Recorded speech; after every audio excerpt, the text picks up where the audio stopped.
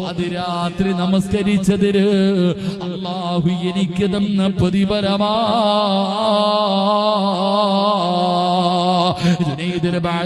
തങ്ങൾ പറയുകയോ മരിച്ചു കിടന്നപ്പോ എന്റെ മുഖം പ്രകാശിക്കാറ്, എന്റെ ചുണ്ടിൽ പുഞ്ചിരി വരാ, എന്റെ ശരീരത്തു നിന്ന് സുഗന്ധമടിച്ച് വീശാ. കാരണമെന്തെന്നറിയുമോ?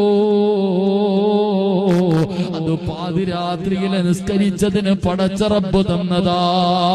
പടച്ചവന് ഇതിനെക്കാലം എന്ത് പ്രതിഫലമാ വേണ്ടത്? ഇതിനെക്കാലം എന്ത് പ്രതിഫലമാണ് വേണ്ടത്? അതുകൊണ്ട് എന്റെ പ്രിയപ്പെട്ടവരോട് പറയുകയാണ്, ഇത് രഹസ്യമായിട്ടുള്ള ഇബാദത്താ, ഇത് രഹസ്യമായി ചെയ്യാൻ പറ്റുന്ന ഒരു സൽക്കർമ്മമോ.